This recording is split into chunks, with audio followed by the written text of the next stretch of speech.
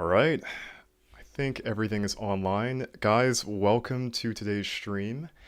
I am about to pick up where I left off kind of with Inktober. So for those of you who are pouring in, I just want to give a quick shout out to all of you, Devonte Edwards. Heya back to you. And so, just a quick update. So I am working on today's prompt, which is discovery. And this is in contrast to yesterday's prompt, which was backpack. And as you can see, I'm trying to put this at a good angle. I came up with some pretty interesting concepts, I felt like, with just trying to articulate something that exists within the world of Animus that can also exist within this very travel themed Inktober for this year. And so I spent some time putting this in color. I don't have that version in front of me right now, but I will say, if you want to watch the process video, that was uploaded yesterday in my last live stream. So if you want to see this, but in color and looking super awesome, then you can expect to see that there. But for today, I am going to start a new page here, flip that around, and try to find something that's fitting for the theme of discovery.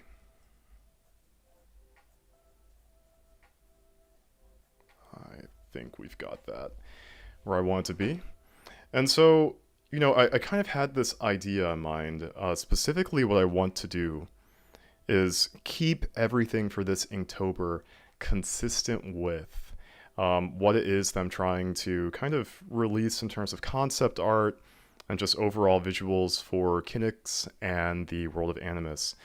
And so there's a location that I haven't really been able to do a video about, which I've really wanted to do.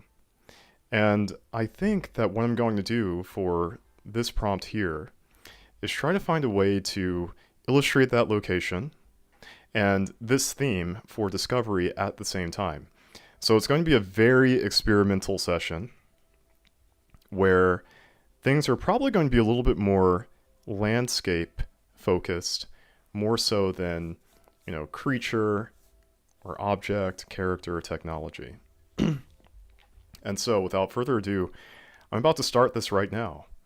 And one thing that I like to do for my Inktober artwork is always capture it with pencil first.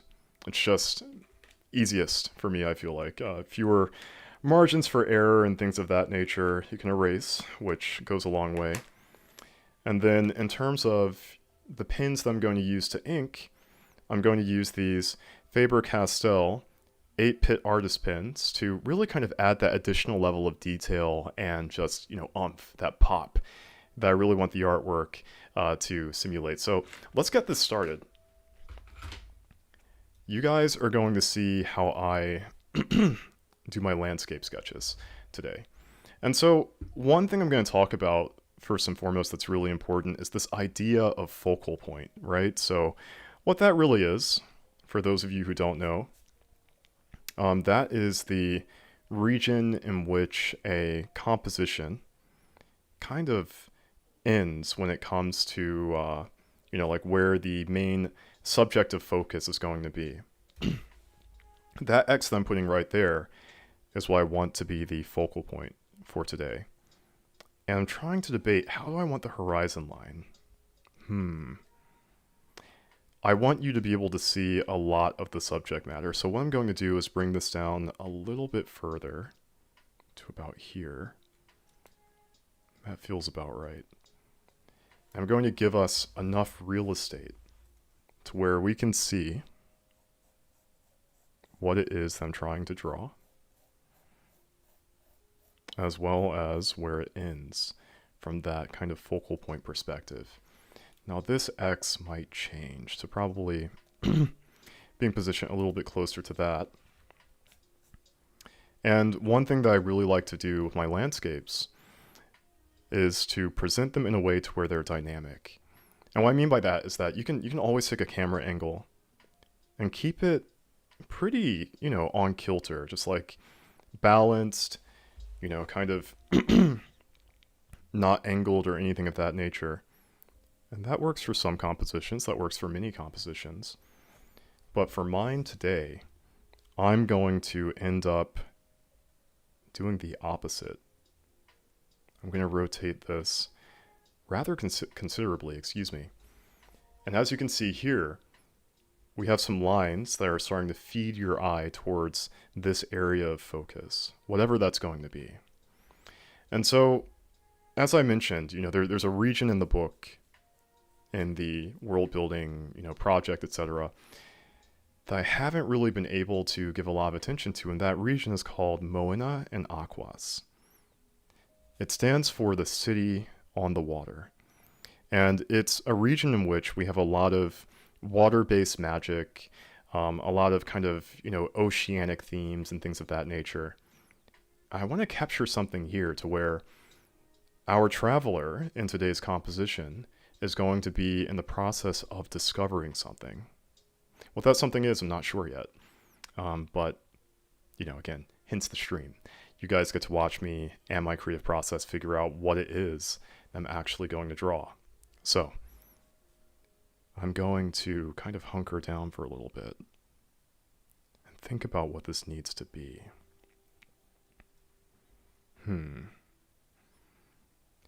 I had this idea of these ancient ruins that somebody can be in the process of discovering.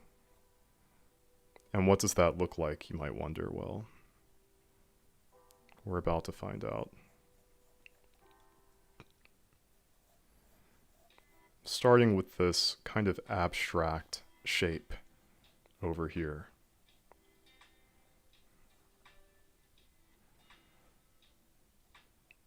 And what I'm kind of thinking about doing is, if this object here is my focus, I want my traveler to be somewhere over here in the foreground, heading towards that over there.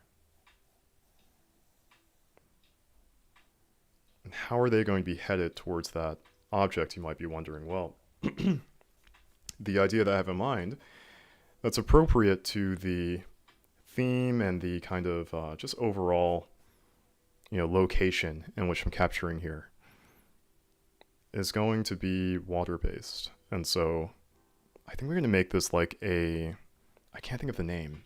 It's like not a sailboat. It's a it's a wind sail, I think. We're going to have our dude over here surfing on something. And they're going to arrive at their destination over here.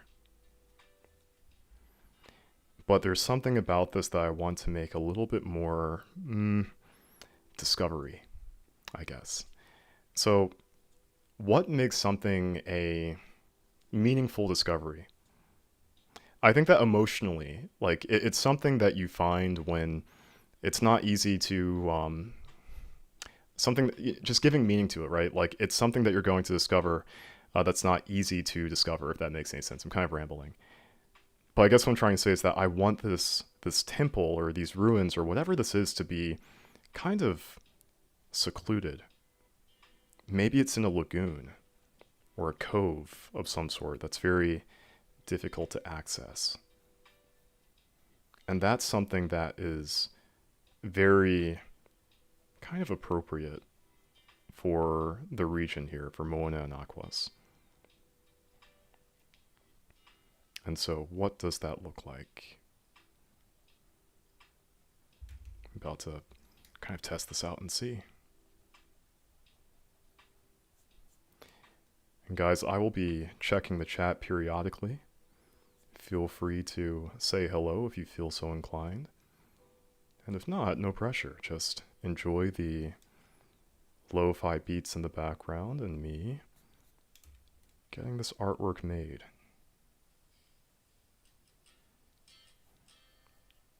I think this is taking shape. And right now this looks very, very abstract. You guys probably have no idea what exactly is that's being drawn right now, partially because I'm still trying to figure it out too. But when I get there, I think this is all going to make sense. We're looking at something to where we have a definitive background back here. We're going to have some more kind of ruins protruding out of the water. And we're also going to have the middle ground and foreground pretty well defined. I want some clouds to kind of make their way above here.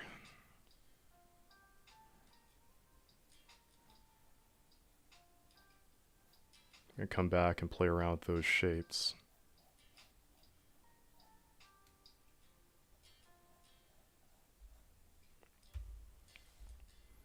Again, doesn't look like much yet. But there is a plan in place.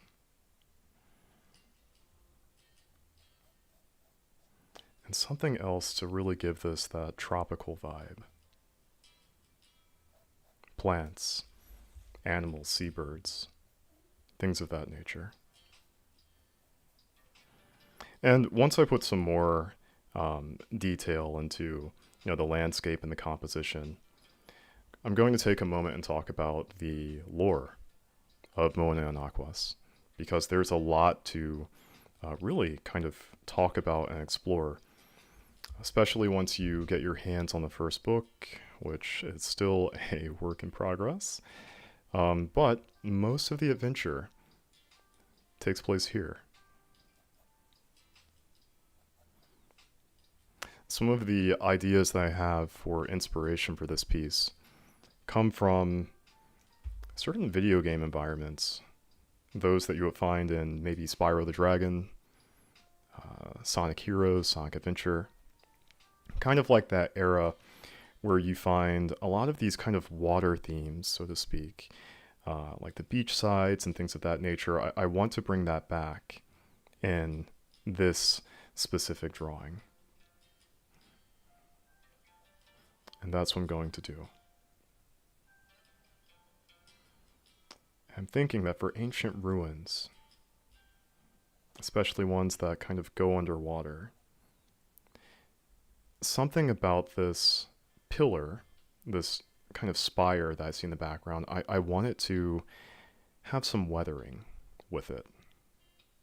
And what that looks like is still kind of TBD, but I don't think it's going to be perfectly kind of erect in the way how it is. I want it to show some signs of wear and tear. So maybe this is something that's not so upright. You know what I mean? Maybe it's something that's actually tilting over a little bit more so like that. Donna, welcome. Glad you could join the stream. Just talking about the influences here for what I'm drawing. I'm working on a landscape sketch today. Inktober number 2, the second prompt, is discovery. And so I want to have a traveler in the process of going towards a location that is an ancient ruin, something that's difficult to discover, that's hidden, and basically just to kind of like capture that in motion, to capture that kind of right here on the composition. I'm still working on what that would look like. And I'm still trying to capture the lagoon aspect of this as well too. And so I say lagoon, but really it's almost more of a cove, I feel like. And I want it to be a little bit more enclosed for that reason. So I'm going to get this cloud out of the way for now. I'll put it back eventually.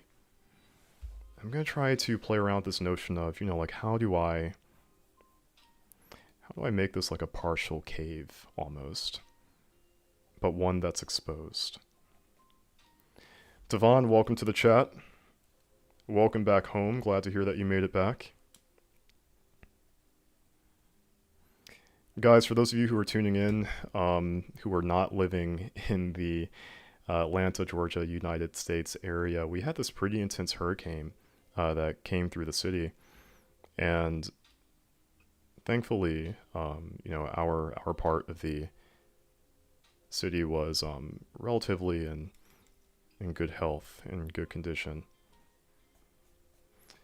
But yeah, I know I was talking about that yesterday, so for anybody who was wondering, if you were, things are okay on this side. Now the question as to how okay they'll be on this composition is still TBD. And it seems like my music isn't being captured, which is interesting. I need to see what's going on here. Let me try something.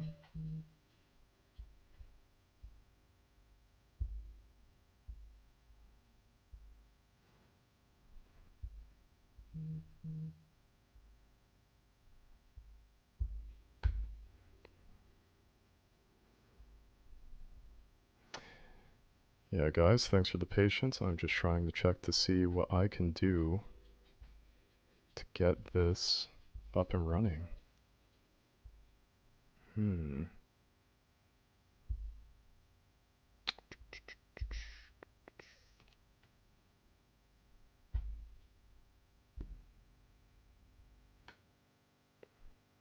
Okay. So I'm hoping that we've got some music to accompany the beats that I hear right now in real life.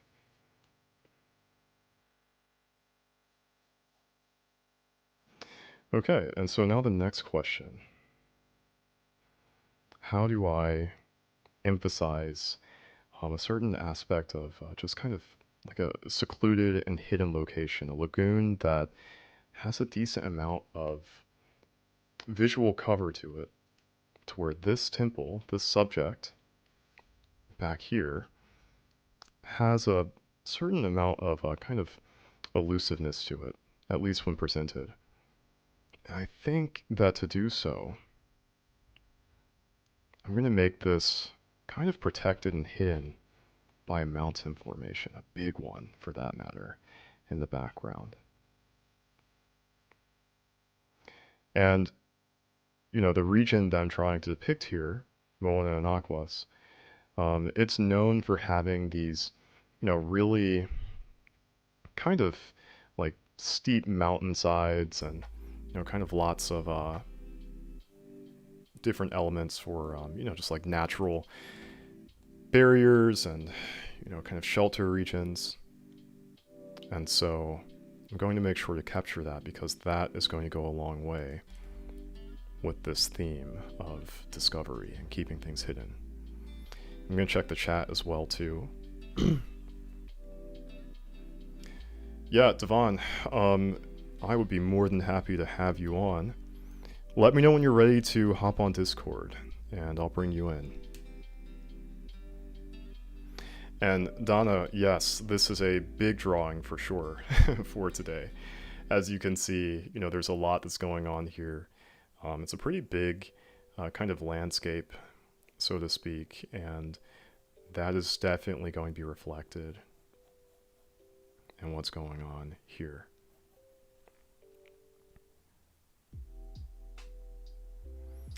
So, let's see. I've got the shapes where I want them to be for this drawing. What I need to do now is really kind of work on the detailing, I guess you can say. And with that, we're gonna have a guy kind of holding on to this wind sail over here as he's surfing towards this region over here, these ruins that we're going to look at.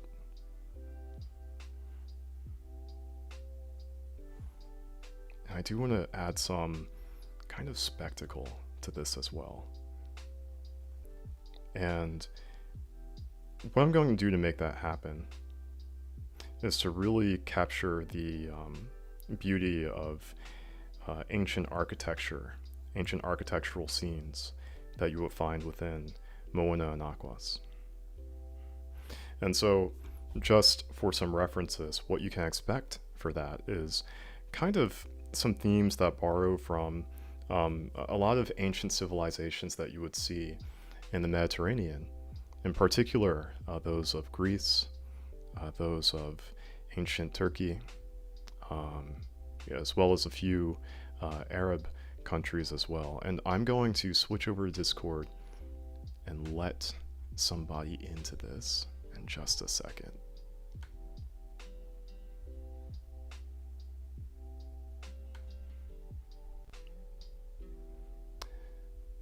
Devon. Mic check. Hello. Hello. Welcome to the stream. Oh yeah, I am in the stream. You are my stream. Listen to see how the audio's coming through on your stream. I'm Okay. gonna have some silence for a bit. Give me 1 sec. Take your time.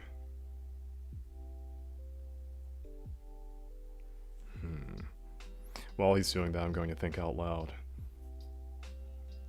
So I was talking about these architectural influences from, Greece and things of that nature. We're going to have a few pillars protruding from the water here, but at the same time, Sounds like I'm not being picked up on your stream. Might have the same issue that your music was having. try now. Try saying something now. Mic check. 1, 2, 3. Yeah, looks like you are. I just had to Okay, cool. turn it on. Yeah. So welcome officially, Devon. Glad to have you on here.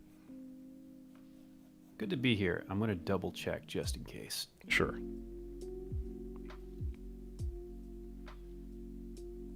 While you're checking, I'm going to continue narrating Okay, yeah. about this. All right, we're good. Okay, Yeah, sweet, continue sweet. narrating. Yeah, no, definitely. It's good. Yeah, no, that's great. So yeah, like I was talking about, you're gonna have a few different influences that you're going to see here. Some debuts from real-world inspirations, as well as some just purely fictitious ones that exist within, Animus and all of that fun. And so one thing that I'm going to do is you kind of see me making this curved shape around whatever this is over here, this kind of tilted or off-kilter spire that we're looking at. And this shape is actually going to be a deconstructed piece of architecture, once again, native to this region of Moana and Aquas. And it's essentially going to be, in a way, kind of like a halo, I suppose. But this is something that is carved out of a stone similar to marble. We're going to have some kind of protrusions from it over here. And ultimately, when this is all put into place, it's going to have this kind of contrast between what's really natural in the background with something that's clearly man-made, but done so in a way that's very foreign, I suppose, to things that we might be used to seeing in a landscape. So what has inspired you to draw more of Moana and Aquas? Because, well, I guess you haven't drawn much art for it in the past, have you? I think the most detailed we have of the landscape was in the drawing you did for Pepe, right? Yeah, and as a matter of fact, I wasn't even able to finish that one. That was right when the laptop issues started to happen and all of that stuff. And so yeah, dude, Is I guess all that lost to time now? it's not lost to time. Dude, if that was lost to time, oh my god. Yeah, that would be a nightmare. So no, it's not lost to time, but the reason why I'm doing more of this artwork for this particular region is because number one, like you said, there's not a lot that's been done. And number two, it's a very pivotal region in the first book, as you know. Yeah. And so I really want to make sure that I'm showcasing more artwork that's kind of relevant to book one, And, I'll definitely do more things too that aren't relevant as well, like the jungle environment for False Teria, all of that stuff. But I do want to just have enough content, so to speak, for just for the first book as well. You're also going to have to make enough for that that concept art book that you're hoping to put out as Oh well. yeah. So everything that's gonna going take on. a minute. Yep, for sure. And all the artwork that's kind of happening here that you can see, that's all going to go into the concept art book as well too. So Inktober in a lot of ways is kind of beneficial for that purpose. But yeah, like this will all hopefully contribute in a good way towards that as well. Yeah, multitasking. So Exactly. far you've only drawn technically this, I guess, a little bit of it through the Pepe drawing, but the other settings you have drawn were the ruins of the void as well as False Teria. Yep. Right? That's right. Anything else I'm missing? Let me think.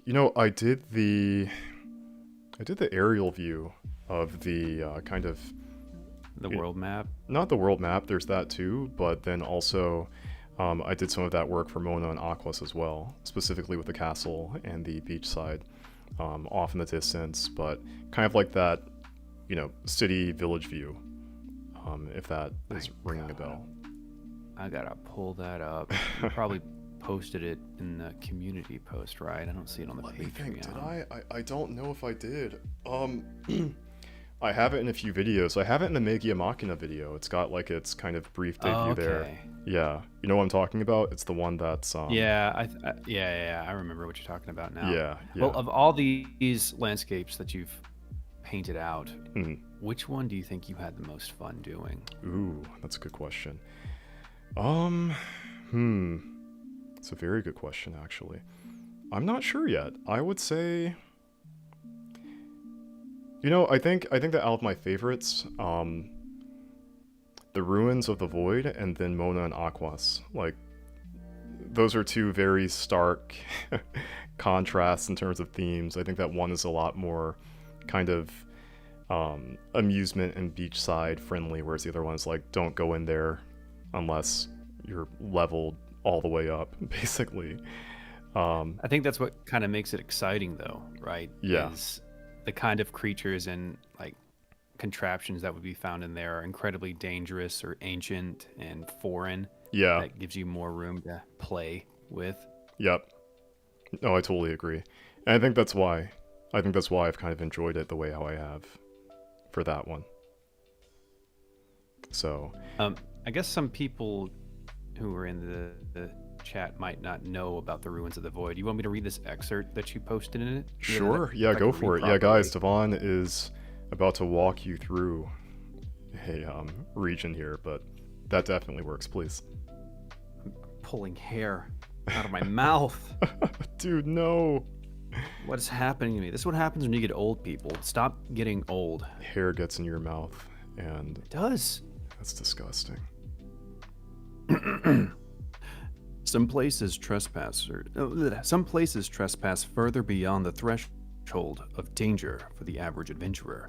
In the deep heart of Kanjar Deshad, I don't know if I said that right. You said that Far perfectly, into its ancient ruins, you will find such a place. Welcome to the Ruins of the Void, a place that bewilders the sights and the mind. The Ruins of the Void exists somewhere outside of time. A cold, cryptic exterior is rumored to house a deep labyrinth which stretches into miles and miles into places unknown. Stories of unknown technology, surging energies through its corridors have been reported. Few others mention void magic that powers terrifying, aggressive ancient machina that put the combat skills of even the greatest warriors and mages to the test. The void core is believed to exist within the temple somewhere, along with its ancient being, the void elemental, awaiting gleefully for an opponent to bring pain amongst its to bring pain amongst any trespasser who dares go looking for it. Bleh, bleh, bleh, bleh. You Been warned. Good job. Yeah. Yeah, so, I think it's kind of for me it's really interesting, right? Like that kind of notion of how do I introduce a realm that poses a level of intimidation and really just formidability for people who are wielding magic, who are potentially really powerful mages or warriors or things of that nature, and yet is somewhere that doesn't quite fall into the typical definition of reality when it comes to animus, depending on how deep you're going into this place. And even just that notion of introducing things that are not fully understood to your regular day person, I think that that poses a level of just discomfort when entering such a place. And finding a threshold that's not too, like, horrific or that's still beautiful in its own way, as well as just, very kind of captivating and confusing. That's really kind of the theme I was going for the Ruins of the Void. This is another very important Donna location. says that sounds very interesting. Oh, I'm glad. I'm very glad. Yeah, thank you, Donna. So, as something being as beautiful and dangerous as it is, which book would we expect to find the Ruins of the Void? Ooh, I don't know. That would be. I mean, I will say that that's going to be later into the story of Kinix. There is a plot point where Kinix will need to go into, and I'm not going to give spoilers here, but I'll just say that he'll need to get the core. This is a light spoiler. The Void Core at some point. And so, yes, he will need to go inside. He will need to try to find it. But this would be towards the kind of, later parts of the adventure. Specifically because of how difficult it is to access. Yeah. Yeah. I will be right back. I think my pizza's ready. Yo, you got pizza? Did you bring any for me? Ooh, I'll be back. Okay, yeah. I'll see you in a bit. Yeah, guys. So, that's a little bit about the Ruins of the Void. And on the other hand of that, we are looking at ruins that you would find in Moana and Aquas. And so, I'd love to get your thoughts, if any, on, what things sound the most interesting from the excerpt that Devon just got finished reading. And I'll be very happy to go into more detail. In the meantime, I'm going to keep on kind of explaining what's going on here for this temple, what I'm currently working on. And right now I'm working on trying to capture some windows in the side of this. Some big kind of ancient just remains basically of what windows would be or where they would be. And these are very rough kind of arches them illustrating. And so they'll get cleaned up in a little bit. And the reason why I'm doing these lines kind of above them and beneath them is just to give me a good kind of reference point, basically, for where things start and finish. And I'm just working on keeping everything kind of equidistant from each other, as you can see. And I mentioned that there were some influences from popular culture that definitely kind of, make their debut in some of my work here. I remember there were levels on Spyro's Ripto's Rage, if any of you guys played that on the PlayStation, that just kind of left a lasting impression on me, I think, when it comes to just world design, level design. I want to kind of bring that same magical wonder to some of these areas that you're going to see within, this world. And especially within this temple that I'm kind of, capturing right here still.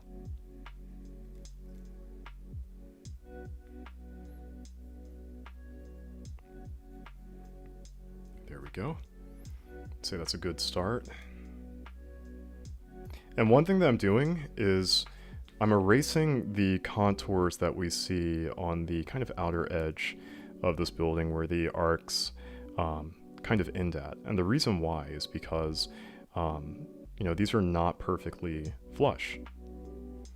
They actually kind of curve in somewhat as this platform, the floor within this part of the temple, kind of curves around.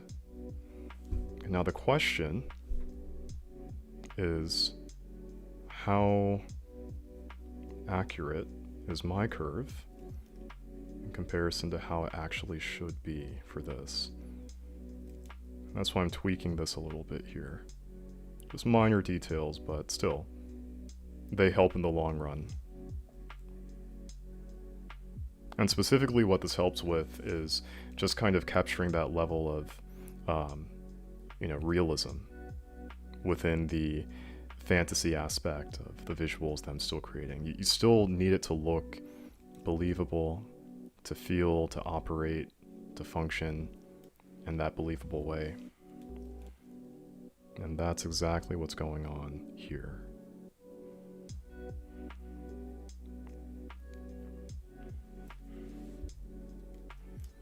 I'm gonna clean this up too at the base, just like that. Fixing that curve very carefully. And there. That's for the upper part. And what I want to do is to kind of alternate where these arches are getting, placed in this building's design. So we have them here. I'm going to alternate them down here to where their center points will start where the actual braces start to form instead. And this will give us a very nice kind of, leapfrog effect with where these structures manifest within the overall architecture of this building. And you can just kind of see what I mean by that. It's more of an interesting view versus something that's just kind of copy and paste from the top to the bottom.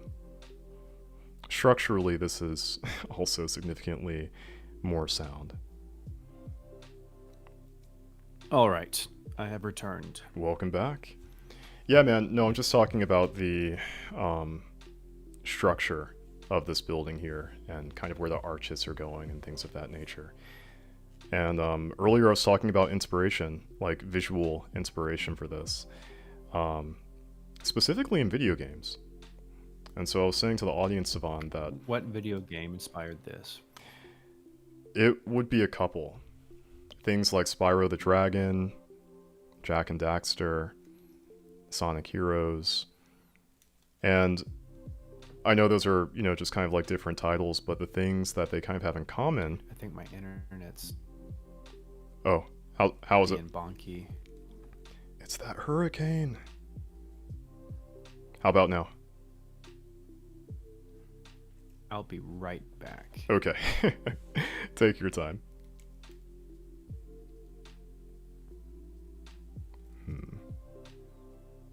Yeah, that is getting to a comfortable spot. So again, we're going to follow this structure around. And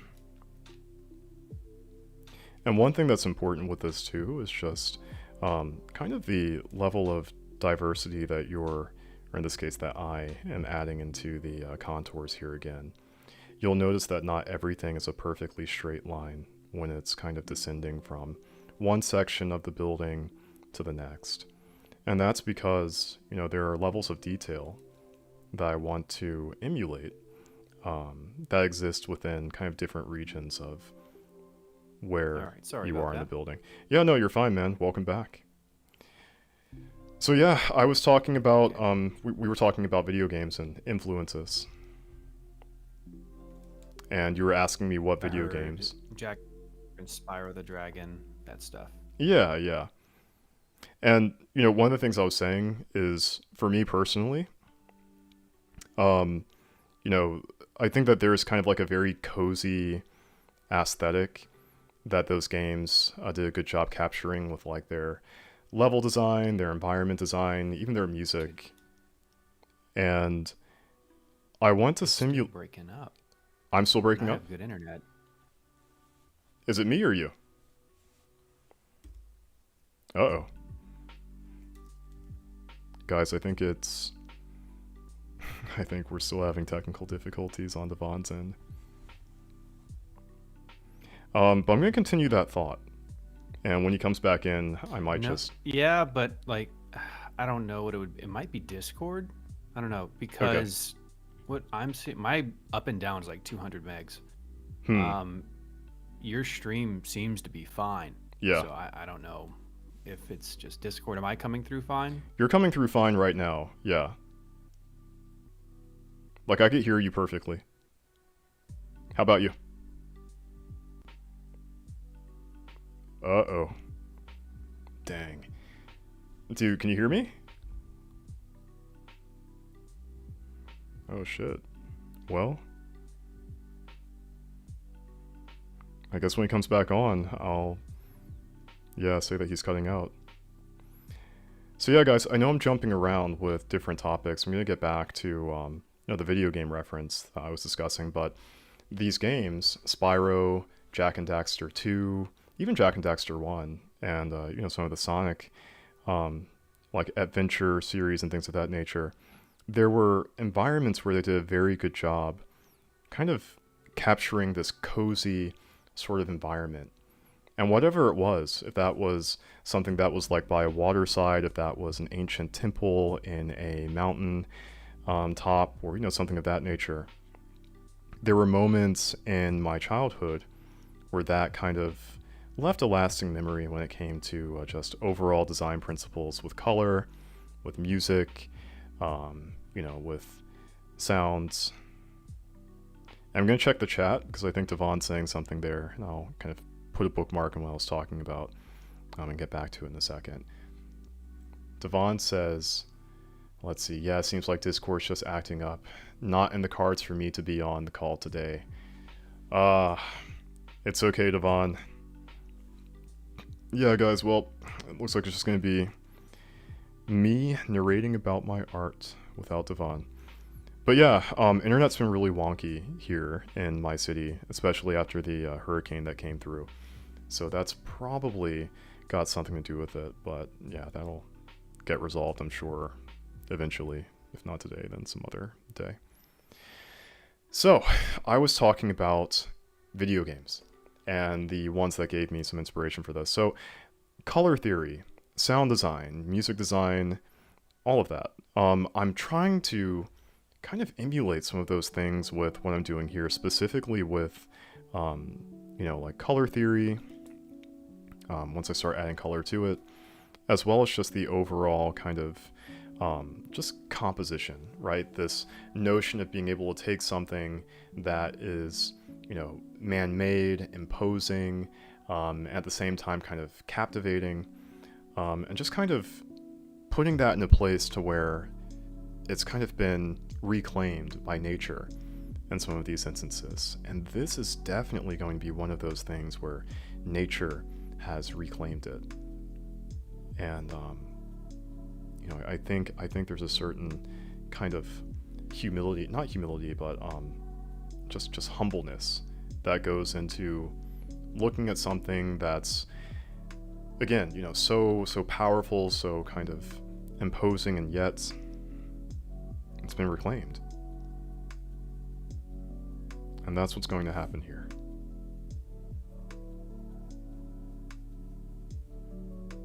And so, just putting on some kind of final touches on the top of this. I want this to be I believe it's called like a pantheon. There are going to be some kind of pantheon influences to where sunlight is coming through the top of this. And once upon a time, this would have illuminated the inside of this tower. not anymore. I mean, well, technically still, but it's not really in regular use.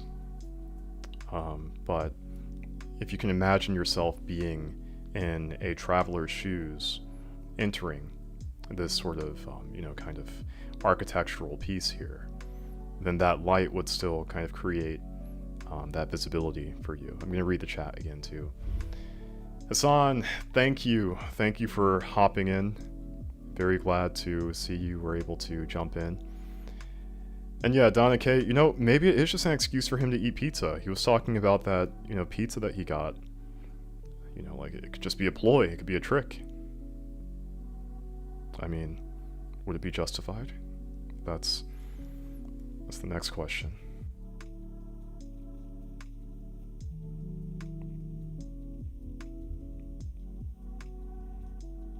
Guys, I'm gonna answer a call really quickly. Ali, you're on a live stream right now. Can I call you back? Yo, yo, yo. Awesome, dude. I'll talk to you later on. Alright, masalama.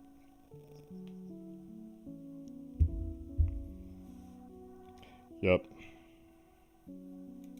Gotta love it when calls are coming in and you're trying to multitask and sketch too.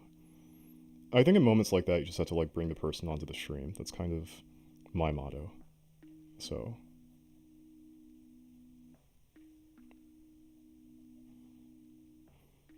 And yeah, I think that this isn't a good spot.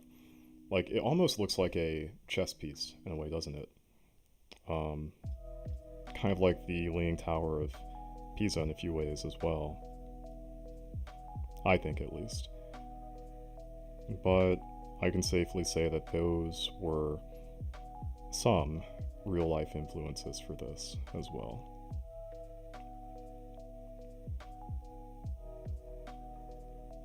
Ooh, Devon's guilty. Yeah, I feel you, man. Sometimes you just have to, like, step out and get a bite of pizza. It's just how it goes. Yeah, and I'm okay. I'm okay with this. I'm gonna come back to this, right? But from that sort of form-based perspective of mapping out those shapes, this is in a decent place. And what needs kind of some more love, I would say, would be the rest of the shapes around it. The background, the middle ground, all of that fun stuff. And so that's exactly what I'm going to start working on next. I'm going to start kind of piecing in, the kind of mountainscapes back here. And if you look carefully, right, like these are just very simple kind of, contour sketches. And it's being left done in this very rough and kind of, etchy type of way on purpose. Because in reality, when you're drawing things like mountains and rocks, oftentimes they don't just have this like perfectly flush, kind of smooth tone affiliated with them, unless there's been something like weathering, like water or wind or things of that nature. In this case, you see what I'm doing right there? For that one edge, it's going to be a lot smoother than what's going on here. And Amira Han, welcome. Yeah, I'm drawing a landscape. Specifically, this is a landscape to one of the kind of regions in my book called Moena and Aquas. The theme that I'm trying to fulfill for Inktober, for this second sketch, it's discovery. And so I want to basically make a composition where we have a traveler who's going to be on like a wind sail over here, kind of sailing in to this ruin. I want this traveler to kind of, infiltrate this hidden lagoon. And in doing so, he's going to see this kind of ancient ruin. And so that's all meant to be in theme for, day 2 of Inktober, for discovery, as well as for the work with my book, Kinix, and the world building project for Animus. This or that, welcome. Welcome back to the stream. Yeah, I was just thinking about what new details need to be added to the mid-ground here. And then next to the water. Right now you guys can't really tell that this is water, but this guy who's going to be on this kind of like, sailcraft is going to be skirting his way across this water. And yeah, that's what we're getting ready to look at before I start throwing on ink onto things like the name for Inktober suggests, with these Faber-Castell artist pins. But we've got a little bit of time until that happens, and that's why I'm using this in the meantime to keep on throwing on these details. Amira, thank you for the sub. That means a million. I'm super glad to hear. So, thanks. And I'm going to take a second and talk about the tools that I'm using. This pencil that I'm using right here, this is a very basic, just mechanical pencil. I think this is BIC. I've always called it like BIC. I don't know if that's the actual name. But sometimes it's like the very simple tools that go the longest way for me when it comes to just capturing detail. And this is definitely one of them. So, nothing super fancy with the mechanical pencil work for today. But that is exactly as intended. Because this definitely gets the job done, still. And so what I'm doing right now, guys, is I'm mapping out the line work for a cloud. And that's going to go above here. And I'm keeping this kind of kept to a pretty basic series of cutout shapes. Again, it's kind of got my typical edge heavy style associated with it, with a few very minor curves. And that to me just feels like the most accurate way of capturing the type of cloud structures that I want for this environment.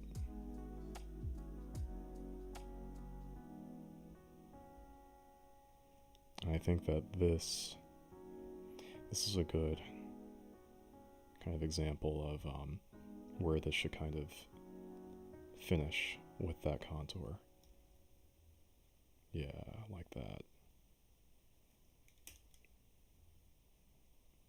Just doing some light erasing work. And one thing that's really important with my, like initial sketch work is whenever I'm getting to a point in which, a shape is concluding, that is kind of where the pressure sensitivity of, like how much pressure I'm putting on the pencil starts to ease up. Because, for the kind of more ethereal portions of this, and when I say ethereal, I mean like delicate ends to like the end of a cloud or whatever else it is, I don't want those lines to be like ultra heavy and thick. They should actually be the opposite. And so that's why I kind of ease up with my pressure as I'm doing it that way. And this or that, yeah, this cylinder is actually a tower. It's kind of an ancient tower in the background. And this is going to be in a lagoon. So this horizon is actually going to be water. It's partially underwater, as a matter of fact, the tower. So there's a whole section beneath that you don't see. And because this is a lagoon, and because there's weathering, because there are areas where, like wind and water is passed through, not everything is going to be this perfectly kind of, like flat slab structure with the, like rock formations and the rock faces that you see around. So here, what I'm doing is I'm actually creating a little bit of a cove, which I might make, I think I'm going to make that a little bit bigger even. Yeah, to where,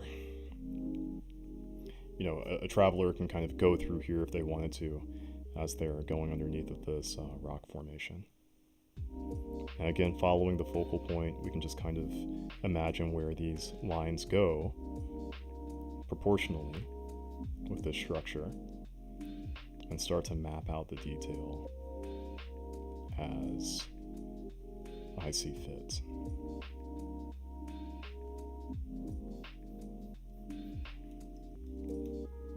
And so what you can kind of start to see going on here is this is where this horizon starts to continue.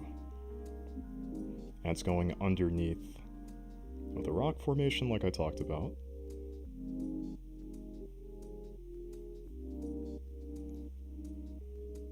And you get this kind of like funky shape over here, which eventually will serve to be the underside of that rock formation, which I'll kind of get back to detailing in a little bit. But for now, we've got the basics, and that's what matters most. Especially with landscape sketches. Because what you're going to see... One second, I need to stretch. Ooh, that felt good. Okay, what you're going to see is that once this is uploaded into Photoshop or Sketchbook Pro, is that all of the like shading details, some of the kind of finer tuned details can easily get put on once the outline work is made, at least for my style of just like art production techniques. It's the same thing that I did for the thumbnail of my latest video, fairies, or redesigning fairies to be horrifying, that kind of theme that you guys may have seen. And same thing for this, when the contours get involved, these are going to be somewhat rough, not perfectly flush. Why is that? It's because there are, trees, there's shrubbery, there's grass, whatever, like bushes and stuff on all of this. And that's why they, take that form. For some of the details farther away, I don't mind keeping them a little bit more, like sharp, basic, and geometric, as we can see up here. And the reason why is because what's really important in my sketches is communication, like I was talking about in the last live stream. And what I mean by that is that once you get farther away from whatever's like right in front of your face, the foreground or the middle ground, then we're talking about details that are left to the background. And those are things that you generally don't have as much like sight onto, basically, like detail-wise. And so that's why it's okay to keep those a little bit more simple instead of complex, like we're looking at. I'm gonna check the chat, and Donna, thank you so much. I'm glad that you think that looks awesome. And, Amira, I don't have any content for sale at the moment, but I do plan to really soon. If you go to my Patreon, you can join as a free member even. I'm eventually going to start making tiers in which you can buy my content. That might be digital art, those might be prints. But I'm also working on making an art book as well too, and that's all going to be centered around the greater expanded universe of the world of Animus. Everything from locations, creatures, weaponry, all of that fun stuff. But ultimately, that's all going to tie into a greater story universe, which will definitely have products affiliated with it. But why don't you tell me? Yeah, like, what do you have in mind? Are you looking for art? What things catch your interest from my queue? And I'll be happy to talk about, like what plans I have in mind. Okay, so basic shapes captured. we still don't have the wind sail and the traveler captured in detail yet. And that's going to come up next. But even before that happens, right, like I'm still debating. I'm like, okay, like how much more detail do I want to put into the foreground, middle ground, and background? I can have some fish, some, species of fish from Animus kind of joining this guy like dolphins in this kind of trip, towards these ruins. I think that might be cool. So expect to see something of that nature. Maybe right around here. I'll see what I can throw into that region of the composition in a little bit. And Devon, yeah, I will do my best to release content responsibly for reasons just like that. Don't want people going broke buying my stuff. Can't have that happening. Okay, so this guy over here, that's meant to be a rock formation, and I'm thinking about what type I want that to be. I can have it to where this comes out, we have this edge actually chip off because of weathering. So that's not going to come to a point like you saw it. And we're gonna have some other things on here, like we're gonna have some moss, some vines, things of that nature too.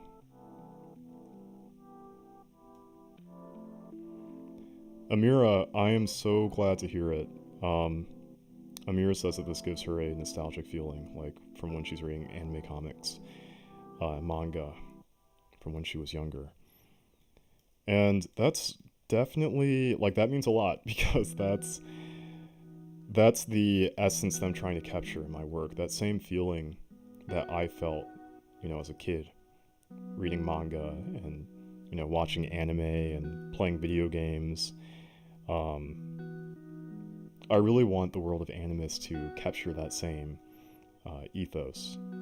And, there's a certain kind of style and precision that I'm trying to reflect in, everything that's going on here, in the line work, in the colors and visuals. So again, that goes a long way. I appreciate that. Hopefully, here's to much more to come.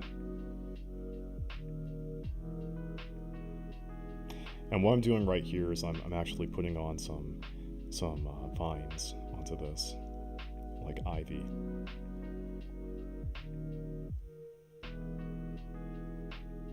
I'm quiet right now only because this takes a lot of concentration.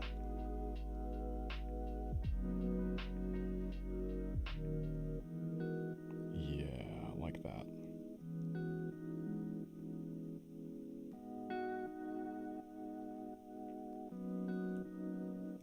Yep. So just capturing some of the basic contours for that. What else am I forgetting here? Got the mountains over here.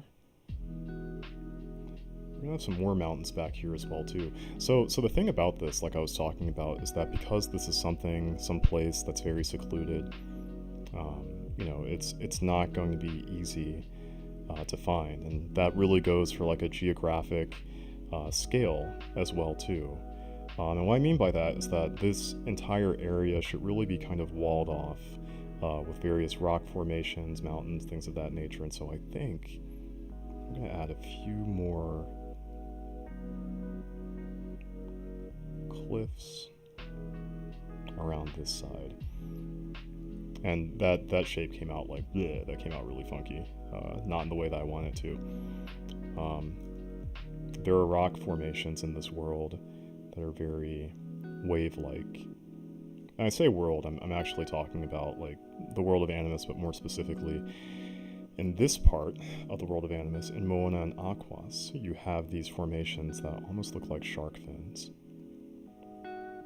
And that's something that I've captured in other depictions of this realm as well too, and I kind of want those to make their debut back here too.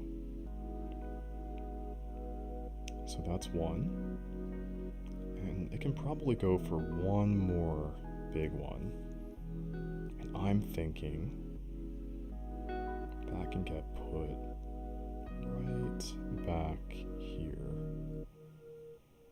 We're about to see how this looks.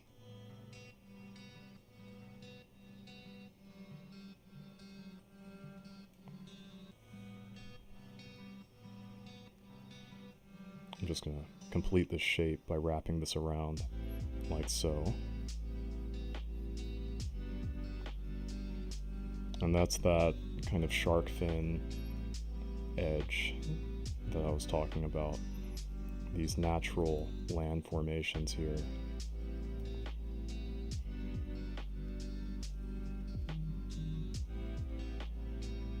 And when you take a look at that, yep, that's more in line with what I was envisioning. And so now what I'm doing is I'm just adding some thickness to it. I'm trying to make the lines a little bit more bold.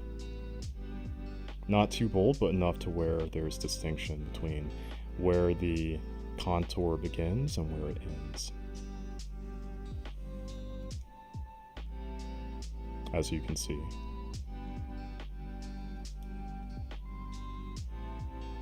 That's one side. I'm gonna stretch again, guys. Oh. Okay.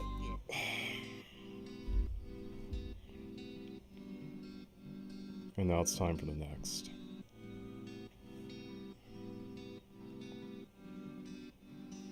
And that feels, like this whole thing feels cozy, if that makes any sense. To me, this is what I'm trying to go for.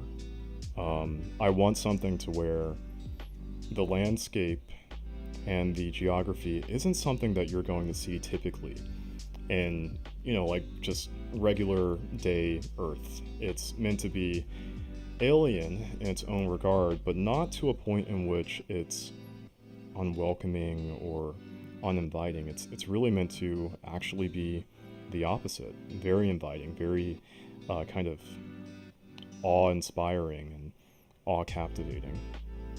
And so, by introducing forms, shapes that you don't typically see, that serve as, mountainsides, or that serve as, something else, right? Like something in nature. If you're able to effectively bake that into your environment, your fantasy environment, then I think that kind of starts to work in your favor when it comes to carving out a distinctive look for your realm, but also doing it in a way to where it's interesting too. And that's what we've got so far for this.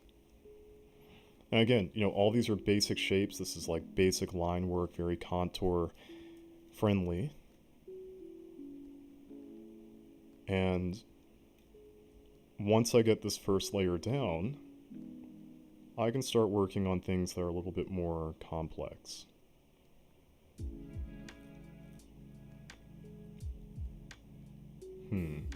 And what I'm thinking about right now is what type of shape do I want this to take? I can have it follow a similar structure to this, but I don't want it to be as intact. Oh, my battery is low. That can be a problem. 1 second, guys.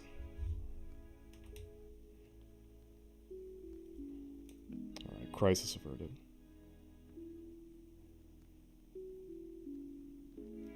And what I'm going to do instead, right, instead of actually making this mimic this perfectly, is I'm going to have it mimic parts of it. But because this is so close to the water, this guy, the structure, is going to have sustained, some more weathering that other portions haven't. So, like, check this out. This is going to be really kind of ugly and rough, intentionally, but still going to have some basic semblance of this kind of jointed structure that you see, this tower kind of take.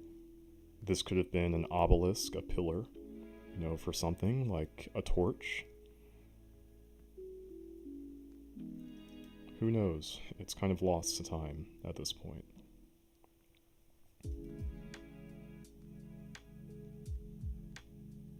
But that's ultimately kind of like what I'm going for. I'm going for that look of, this was once a pillar that was used for something of that nature, a light source. And now that's submerged, we're just going to keep that kind of kept to the secrets of history. And one other thing that I was talking about in the last video was this idea of not having your contours kind of perfectly blend in with something else if it's in the background. You want there to be enough distinction for the eye to say, okay, this contour belongs to this one shape in the foreground, and this other one belongs to one that's in the background. And that's why I'm erasing parts of this, so that I can go back and kind of create enough distinction between these two. Even that's like, it could be a little bit more distinct, but I'm not going to die on that hill. I'll take that. Okay, so that part is done. Getting the basic shapes kind of captured, and there are still details to add on to this, right? But what I'm going to start to focus on instead is going to be the foreground up here. And this is really where a lot of the personality of this sketch is going to kind of come into place, because at this point we're introducing two subjects. We're introducing somebody who is actively traveling somewhere, and we're also introducing the destination, which is, this kind of, set of ancient ruins that are partially submerged. And so what I need to do next is think about how this wind sail is going to look. And, the cool thing about my story, specifically the world building project for Animus, is that the book that I'm writing takes place in what is called the modern era of Animus, where you've got these contrasts kind of going on visually, where we've got these very ancient ruins, these very traditional structures and things of that nature that still exist all throughout the world. And we've also got this technology that's very futuristic, and that's very kind of, like tech punk, cyberpunk, solar punk, kind of like a blend of a lot of different things. And it contrasts but blends in with a lot of this at the same time. And so that's what I'm going to get ready to kind of introduce here. This technology, this overall aesthetic for this wind sail is going to be very different than what's going on over here. Kind of like you're going back in time between what's happening here in the future versus something that's existing within the past. So let's give it a shot. Here we go. I've got the basic shapes that I want for a sail over here, and some sort of raft over here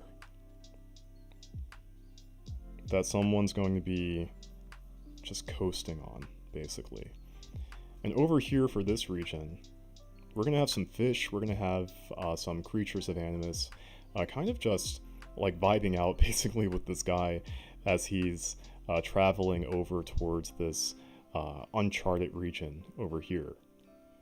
And so I think what I'm going to do is I'm going to start by actually capturing what this raft looks like. And to do so, I need to figure out what that technology looks like first. This is going to be motorized. This guy is going to have something that's just kind of, like speeding him through this environment, getting from point A to point B over here. So with that, I want something that's going to be aerodynamic and kind of sporty too. Like, check this out. I'm gonna put this on pause for 1 second, but I think you guys, you've got a nice view of the pants I'm wearing, but I think you guys recall, for those of you who were on the last stream, the backpack that I made. And this is, again, something that exists within this kind of modern era of Animus. And this is very sporty as well, too. We've got some metal encasements around this. The wings over here kind of open and close to hide the kind of, like inner pouch of the bag itself and all of its contents. And everything is very kind of sporty with regard to the presentation here. And especially with some of the themes that are going on like down here in this region for this bag. I want to borrow some of those and translate them into this watercraft that this traveler is going to be riding on. So things like the thrusters, even some of the shapes. And so we're going to see how that looks once we come back onto this side.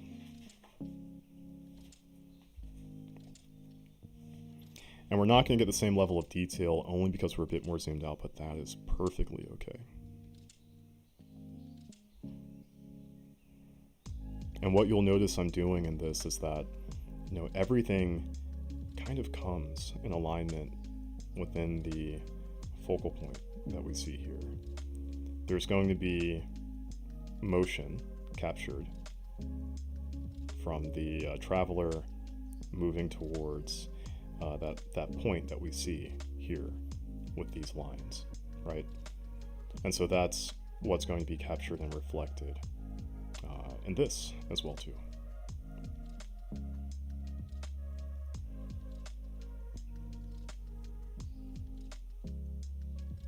So I want a shape that's pretty aerodynamic, like that.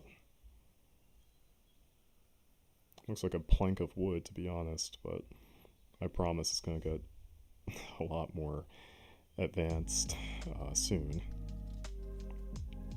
We've got this. I want to capture this guy's pose on this as well, too. So, if we've got a dude who's like holding on to this, we just like move his angle a little bit. Let me see, arms are going to be here, like that. I want this guy to like really be kind of like leaning in. You want to feel the momentum on this guy as he's kind of like ducking into the motion here, the curve. And so that neck is going to come down like this, like that. Body torso is going to kind of end like right here. It's a little big, but I'm going to tweak that later on too. And then we have these legs coming down like that. And like really holding on to this craft like this. Same thing for the other, just kind of like buckling in a little bit. And just like really kind of hitting the G-force and that inertia coming in around like that angle. So legs coming down like that, bada bing, bada boom. Got that spine coming up like this. And in terms of what he's going to be holding on to, we need to have an actual rope and sail. Let's see. It's gonna come on down like this. Guys, thank you for listening to me rambling. This is just me thinking out loud as I'm putting shapes onto paper. I'm not crazy, I promise. Okay, that's gonna go there, like that. And we need a little bit of compensation with this arm, like this. You guys can kind of see like a very sophisticated stick figure right here. And that's what I want. I want a wireframe that I'm going to kind of build the rest of the structure on. And this or that, let me take a look at what you're talking about. Is the boat person a character in your book or a one-off character showing up in this piece? Yeah, that's a good question. I'm actually thinking that this is going to be a character in the book. Um, and I was actually thinking about having this be the main character, just kind of making a debut on this. I will say that not all of the artwork that I do, like here, concept art wise, featuring like certain pivotal characters, like main characters or secondary, will all make its debut within the pages of the book canonically. But in terms of familiarity, I think I'll make this the main character. I'm going to make this Kinix, the hero that the story Kinix is based off of.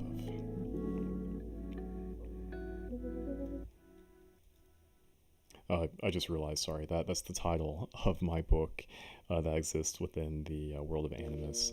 For those of you who might be wondering, yeah, like why I'm saying that name twice. So yeah, that sail is going to come around this way. It's going to curve down like that. I'm going to do something a little funky here too. Like right now that's a straight line. I'm going to curve this in ever so slightly to where there's almost a fishbowl effect kind of happening when you're looking at the foreground going into the middle ground here. And again, the thing that I was talking about in terms of my priorities when it comes to my illustration work is, this notion of communication, explaining to the user what's going on visually to where they feel like they are the most immersed into the work than where they would be if it were just 100% technically correct. And the reason why this is curved is to kind of signify an illusion of inertia and motion as this person's kind of speeding through toward these ruins here.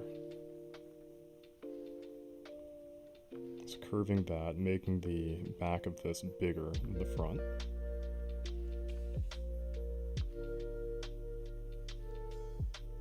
And this is all an evolutionary process. It's not a pretty process sometimes, but it's going to look good or better when this is all finished. Just FYI, like a lot of my artwork looks pretty ugly when I start it out, and I'm perfectly okay with that. Most of the reasons as to kind of like why I just throw lines onto paper sometimes is really just to capture the idea of what it is that I'm trying to draw. And once that idea is captured, I can always build on top of it. And that's exactly what's going on over here. And the next thing I'm trying to focus on is the shape for this sail. And I think what I want is something that's going to come upright like it is.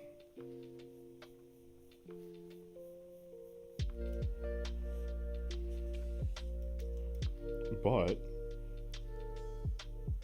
to probably curve back, not sure if I want this straight or if I want that curved. I feel like straight's going to be the way to go. Just to, I don't know, this is what I'm thinking about in my mind. I want to be aerodynamic. I want to kind of look fast. So a straight edge is not only structurally sound, but it's also pretty aerodynamic as well too for this cause. And this is what's going to hold the sail in place. This is the framework for it.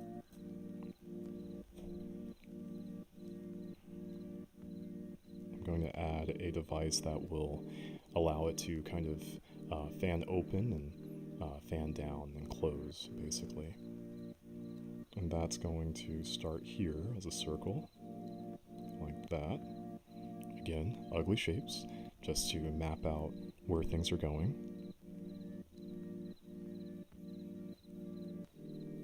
And as you can see,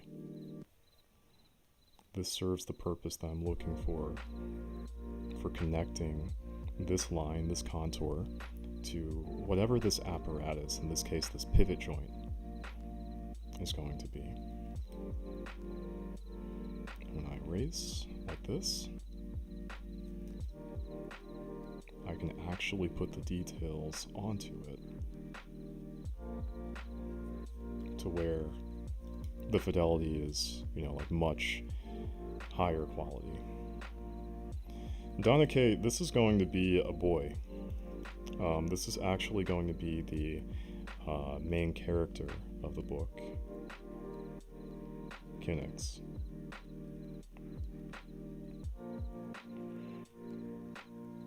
And what I'm doing first off is capturing what the boat, or what the kind of sail and watercraft will look like first.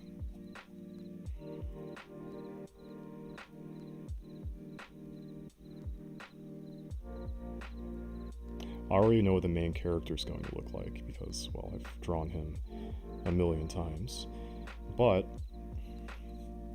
I want to get the kind of, more difficult part out of the way. And that's drawing something that's brand new, in this case a brand new piece of technology that I haven't captured in the world before. Like I'm doing right here.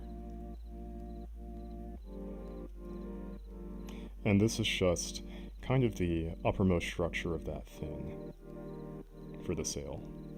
And that's going to come down like this. I'm going to go back and clean that up.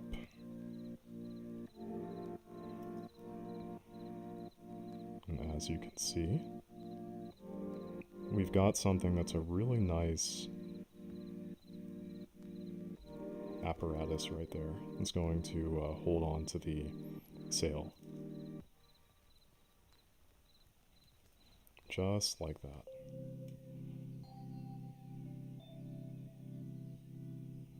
And this is all going to get cleaned up ever so slightly digitally. But only after it's been inked in with my pins that I've got off camera. But that feels pretty dope. Like that's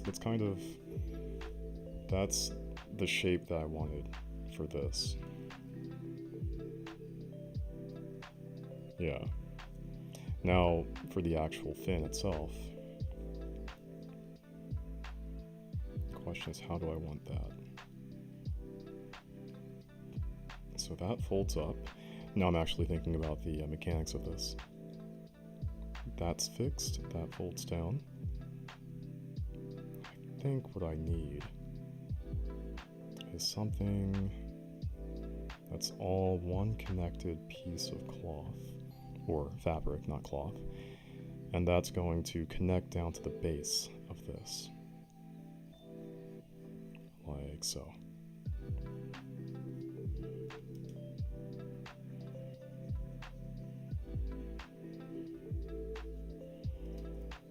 So nothing that's too surprising.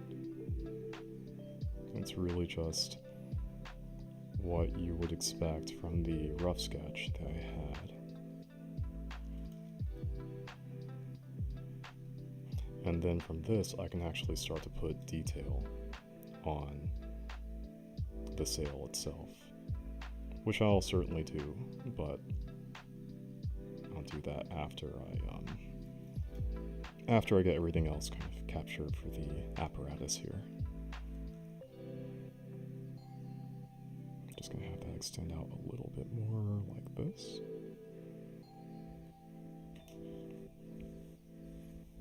We're gonna fold that in. It's gonna come around like that.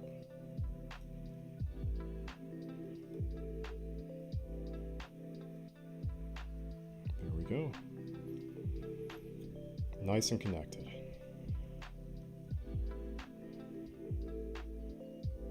And now, let's think. Okay, so if you guys are wondering what's going through my head, I'm just going to talk about it. I am trying to figure out, from a mechanical perspective, where certain drawstrings and draw chords need to go, because to get this to function the way how it's supposed to, I'm imagining myself, right? Like if I'm on this watercraft, I need to have something that's going to allow me to steer it. So that means that I'll need a drawstring to allow the sail itself to go left and right. And so for that to happen, I think I need something, I'm gonna need something probably connected to this here. A place where steering is still controllable. So that region over there. And let me get out of my head, I'm gonna answer a question from the chat. Hassan, that is a good question. Hassan asks, what do I look forward to the most when it comes to releasing content? I think, I'm gonna be honest, and not to sound cliche, but I think just getting the interactions from people like you and from everybody else that's kind of tuning in, that's what I look forward to the most. I think that that makes all the work that I do feel much more real, I think. And it feels real for me, but just to actually get it in front of other people's eyes, if you're sitting at home in, Idaho, if you're sitting at home in Japan, or in, like Abu Dhabi, etc., when you share your comments with me about your thoughts on my work, I think that that's just like super cool. So that's what I look forward to the most, just getting it out in front of you and kind of making it do what it does that way.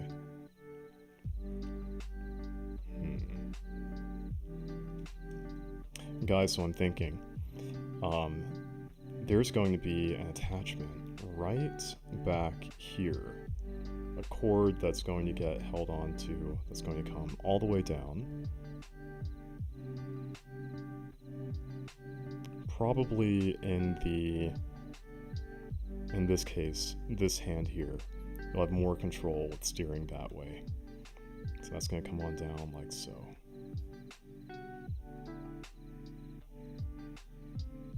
I'm just going to put that all the way over here. Drop that there, and that's where that's going to connect. And there's going to be some tension right there. And so as this guy is kind of like, holding on to it or steering the craft itself, he's got control. So that string's going to come on down, and I'll put in the details for that later, but yeah, that's what we can expect for that over there. And we need something to actually keep that in place. And that's going to look like another, I'm going to say another brace within this wing.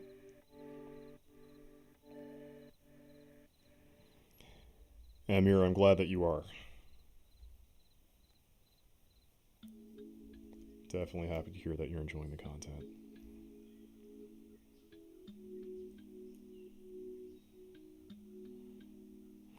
Here's a question for those of you who are listening. What music do you prefer to listen to when it comes to getting into a creative space? I think for me, I like listening to music like this, kind of chill, lo-fi beats. I also listen to a lot of video game soundtracks and OSTs when I'm doing kind of environmental work like this, or creature or character design. I feel like this type of genre just kind of lends itself to that a lot, so that tends to give me a lot of my inspiration.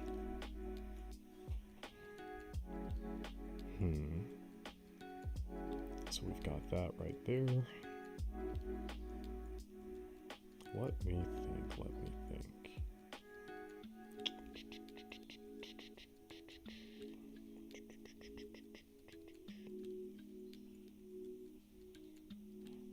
That's gonna fold down.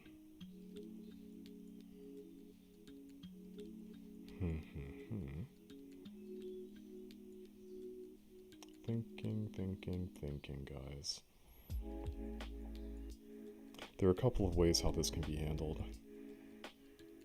This bulb up here, this pivot, could come closer down here to actually form a proper fan, to where this is kind of opening and closing in a true fan-like fashion, but that sacrifices some of the just surface area that this is covering.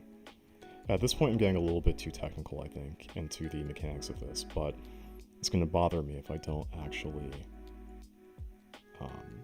figure out what I want from this. And I think what I'm going to do here is, I know what needs to be done. This is going to be a separate sliding piece that locks into place. And by having this lock into place and unlock where necessary, this just solves that issue of compartmentalization or the lack thereof.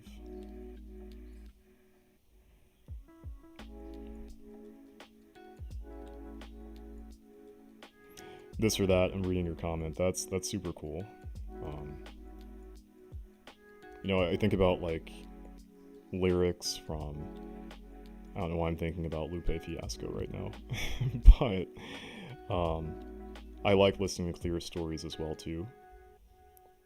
I definitely listen to a lot of that, in high school, and still do to this day when it comes to just finding tunes that are meaningful. I think that Clear stories like just definitely put you in a headspace where you can appreciate what's going on, like versus just kind of vibing out to things that don't have lyrics. Not that there's anything wrong with no lyrics either, but it's a different type of music enjoyment, one that I do appreciate when I've got the time to do so too.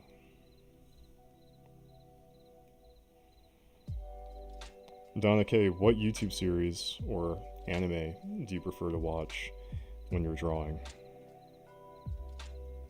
I wonder if it's anything that I might watch too, or anything that I know, so I'm curious. That is coming out pretty good. That's what I want right there. And so I'm going to kind of bring this guy down like that, and yeah, that's the shape that I want for this.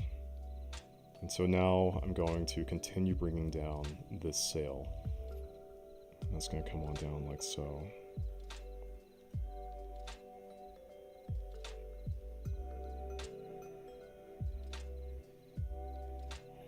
Something I want to say about my drawings and like me actually drawing on paper versus like using my digital softwares that I have as well too, this just feels so much more natural. There's something about like having graphite scratch against paper that just kind of more quickly gets my ideas down, into reality from my head. So I tend to focus a lot more on my contour work with pencil and paper. And once I'm done with that, I'll put it into the computer, and I can add color to things that way. And it just makes the process a lot easier as I sketch and create. So guys, now we're getting to the interesting part right now. We've got the framework kind of set up for this sail for the most part. What's not set up yet is our sailor, our traveler, and his craft. And that's the next thing I'm going to work on here. Or is it? Maybe I'll work on the fish next. I'm jumping all over the place right now. But that's just kind of that's kind of what happens when I'm just making my artwork. I jump all over the place. So we've got this guy done. This is not finished yet for the ancient ruins that are partially submerged. I'm going to come back and take care of all this detail down here afterwards. But background's complete. Foreground is still a work in midground is still a work in progress. Fish. Craft. Cove. Lagoonish area. I'm going to jump around and get to all of that. But it looks like I've missed a couple of comments here. I'm going to just kind of like go back and kind of read through what's going on here. Donna K, thank you. I'm glad that you think the boat looks really cool. I think it's going to look a lot cooler once I actually put on the details here, here, and over here, too. Twerking music. Oh man, okay, alright. Well, I'm not judging. I mean, sometimes you just have to shake it, Amira, so, like, you gotta do what you gotta do. That definitely has its own creative spark associated with it as well. So, I mean, that's pretty cool. Kayfabe, welcome. Welcome back to the stream. Handpan instrumentals. Hassan, you have to tell me, what does that mean? What's a handpan instrumental? I'd love to know, really. I'm definitely picturing pots and pans right now. I know that's not what that is, but tell me so I can be educated and enlightened.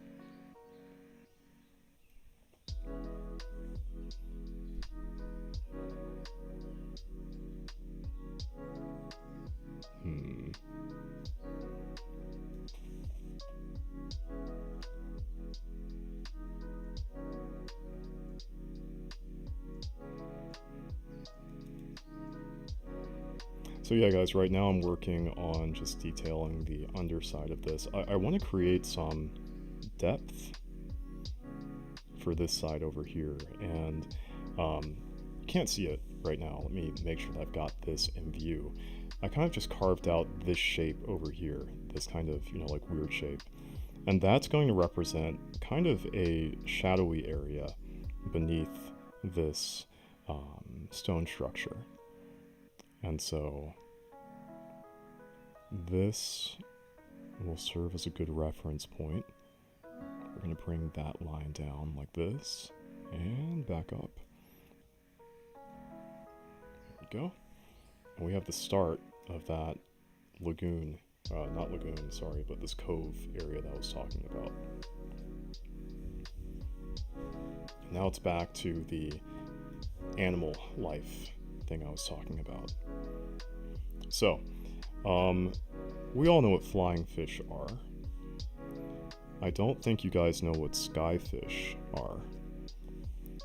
And skyfish are a species of chordid of fish that live within the realm of animus. And they aren't just relegated to the water, you see. They actually can fly and breathe in the air, like effortlessly. And those are what I'm going to illustrate over here as well.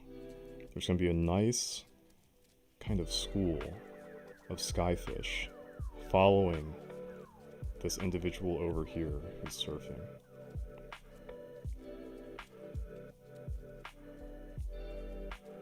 And he's going to be generally pretty unfazed by this.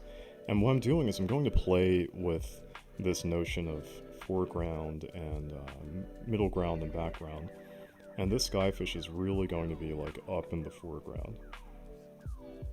But I don't know by how much. I don't want this to steal the show, if you know what I mean either.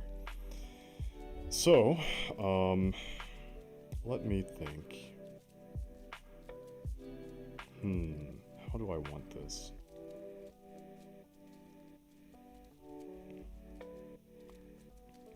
Yeah, it's coming to me.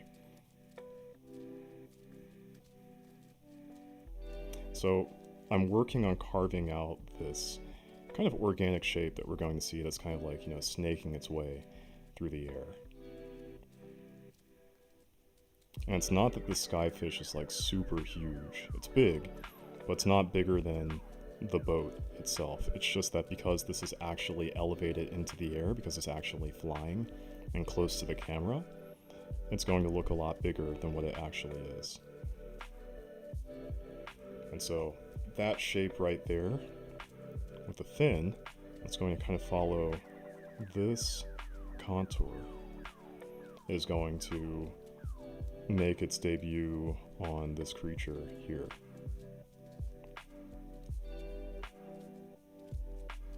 And that actually needs to do the inverse. So that fin's going to come out like this. It's going to curve out like that.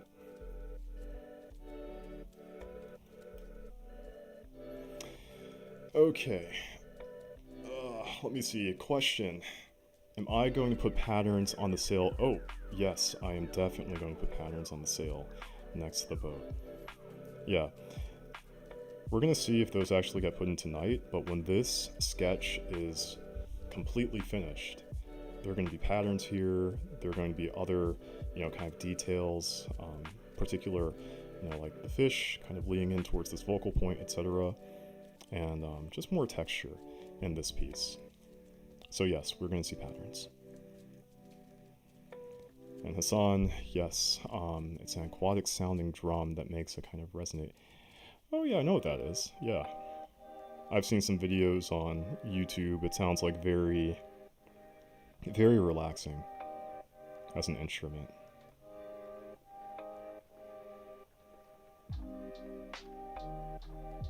Let's see, we're gonna have some more skyfish over there. We're gonna have another one over here.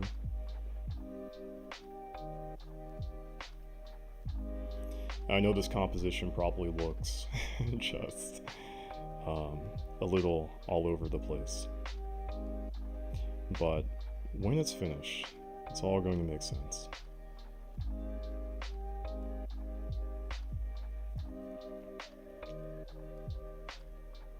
The question that I'm trying to answer is how big do I want these to be? And this one will be pretty big.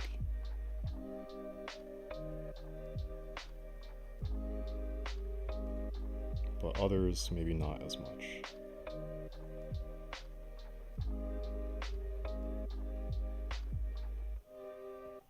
So what I'm doing right now is I'm actually kind of just carving out details into the basic shapes here. So I had an oval before, I'm making that oval a lot more streamlined to where this is actually going to start to kind of serve as the inklings of a fish, but one that's unique to the world of Animus. I'm gonna stretch again. Let's see, how long has it been for this stream, guys? Just gonna do a quick time check really quickly. Sometimes you get so immersed in the art, you're just like, oh man, like, I can do this all night and all day. But then you also have to cook breakfast. Guys, sorry, you have to cook. You have to cook dinner. You have to cook dinner or breakfast for dinner, depending on what you want to do. This is what happens when you don't get a lot of sleep the night before. You start thinking about cooking breakfast instead of dinner, and just all mixes together. Alright, so. Okay, back at it. Skyfish. This one's going to be kind of an underside view. And they almost have a bit of a, almost like serpentine body sometimes. Not all species, but the one that I'm thinking about, like, it's gonna have this kind of, yeah, like thin but ribbon-like body. And so I'm going to make sure that I capture that in this too.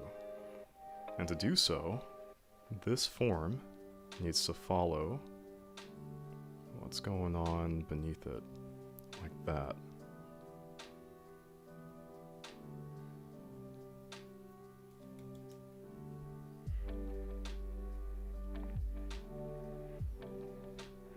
Yeah, the skyfish can be pretty big. Not always. Some are maybe the size of your arm, but yeah, like generally about that size. But they're also perfectly docile. They're curious creatures. They kind of like coexist with a lot of people in big cities. Think of them as like seagulls, basically. They will spend their time on land, or rather in the air, for the daytime. Sometimes they just kind of scavenge on food, or they'll actively hunt, like insects and things of that nature. And then they'll return back to the sea. And all of that kind of depends on the species with like the size and things of that nature. But yeah, these guys are also capable of manipulating magic, as many of the creatures are on Animus. These guys specialize in wind and water magic, very appropriate to their environments of residence.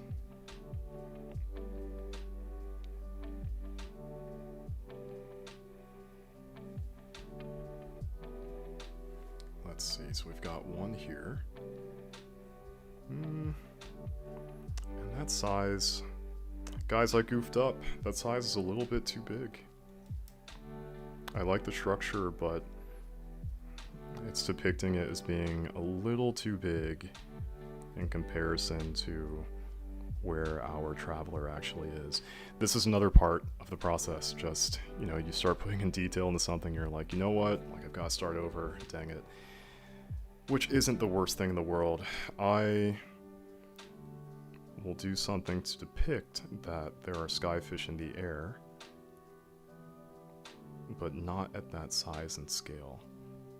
So I'm going to shrink that down. Probably put it to something a bit more like this, but even that's kind of big.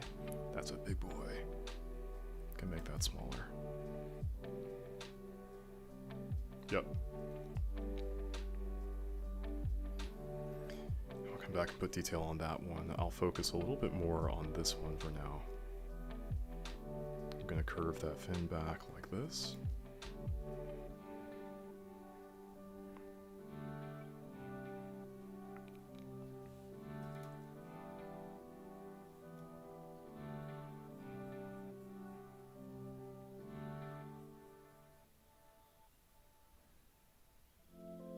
And I'm just putting in the detail for the horn on that guy too. It's more of a spine or spur, but yeah. Got that.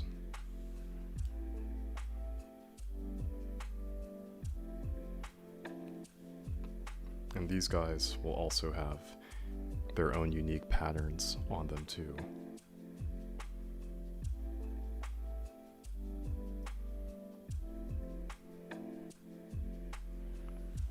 And we're going to see some friendly eyes on this as well. Minding their own business, but something that is indicative of kind of their, you know, just kind of temperament. These guys are really chill creatures.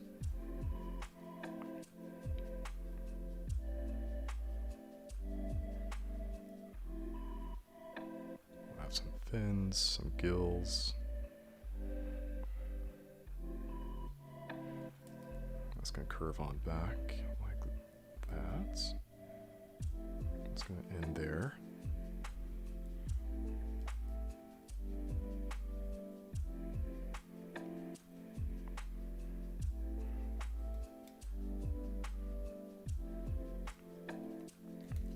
What I'm going to do is kind of start to erase some of this. Now, their fins are actually translucent, which means that we're still going to see part of their body kind of through that. But it won't be as opaque. The lines won't be as opaque as what we see elsewhere. Kind of like that. And then for the patterns for these fins, I want them to be something that is kind of, again, like enchanting, but not too complicated. So I'm wondering, what can that look like? I'm starting off with very basic shapes here, just to try to map out regions in which I want to capture this detail. And the other thing too is that it needs to be something that is, pattern-wise, it needs to be something that makes sense in Mona and Aquas. And I think, what is something that feels right? I want something to almost look like it's kind of like tribal on the fins, almost like Hawaiian tribal tattoos, or maybe something a little bit more Austronesian. And my attempt of doing that is questionable. We're gonna see. We're gonna see what I come up with.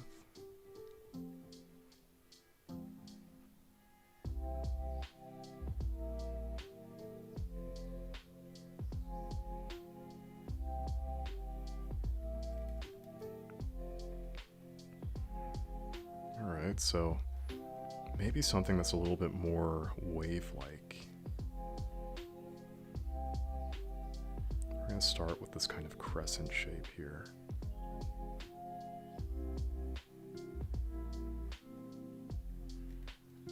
Something a little bit more like that.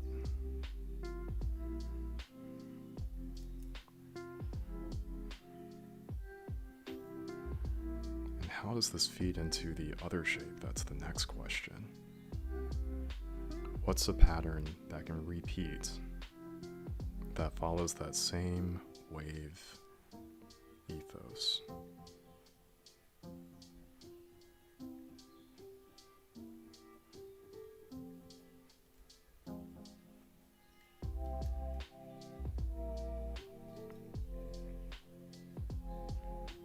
We have this, that's going to come down like that. And I think what's going to happen here is that we're just going to get this kind of repeat wave pattern. And I'll show you what that looks like. It's all kind of coming, it's becoming clear right now.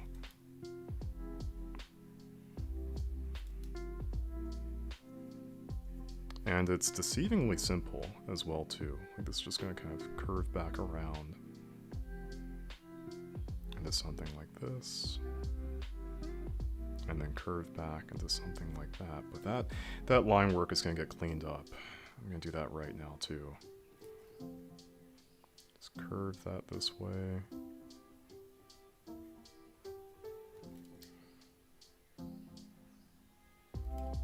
Bring it back around again.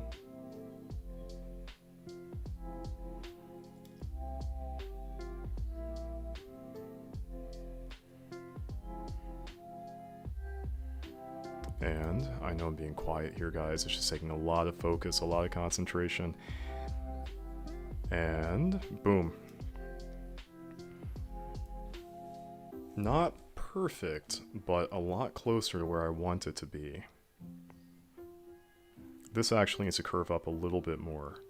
That's an easy fix. Just like this. Wrapping that around like that. Thicker lines.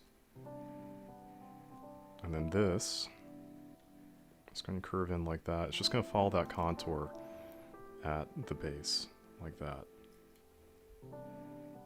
I'm just going to connect all of these. Donna K, thank you. I'm glad that you think it is.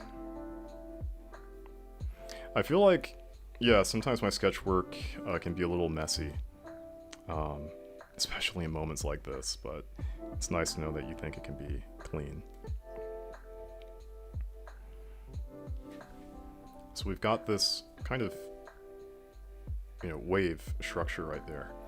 And it still isn't perfected yet, right? Like I want this to still kind of blend in naturally with the fish and its fin, thickness wise, etc. And so that means that I want some things to be a little bit more equidistant than what they actually are here. And this new kind of contour is much more fitting to that, whatever's going on down here on this side.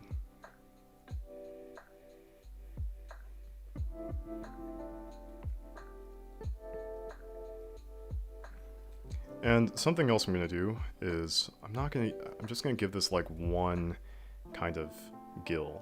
It's going to have one pair of gills, but on this side we're just going to see one. And the reason why is because I want to keep everything kind of simple when it comes to representation for, you know, some creature design.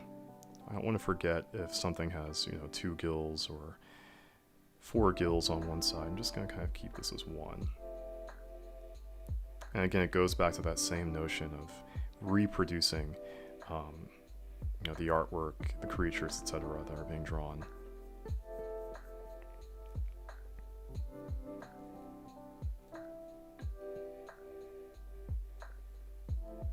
Yeah, that is, we're getting close. Eye goes here. And even this guy, even this fish can have like its own patterns on it too. I don't know what feels like it's worth it or what's not. It could be polka dot. Nah, not polka dot. What am I talking about? That's too much. Scrap that idea. I'll keep the complexity of the design kept at the fin. And for everything else, I'll just keep it very simple beneath it.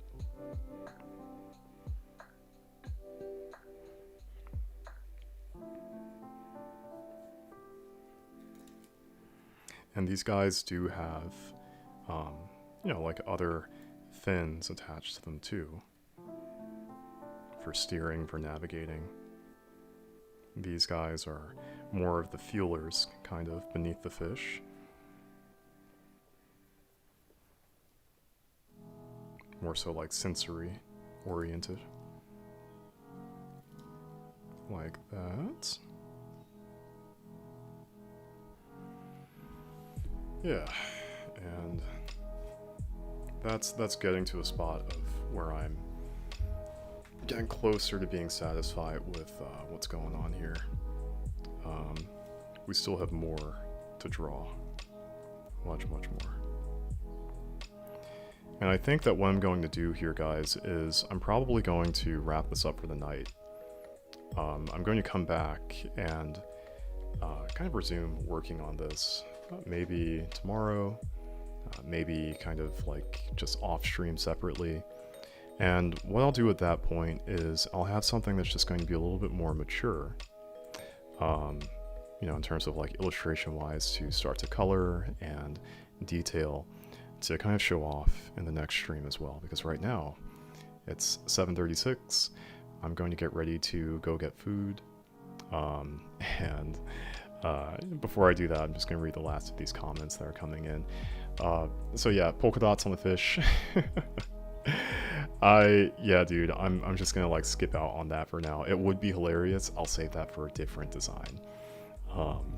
And then, yes, there are also other birds and animals that fly in this sketch. If you look very carefully right there, you can see some birds in the distance. But there's gonna be a lot more. So, guys, thank you for watching. This has been a huge treat for me, as always. And here's to trying to get prompt number 2 complete for Inktober. So there will be more updates on this soon. And in the meantime, I will talk to you all in the next stream.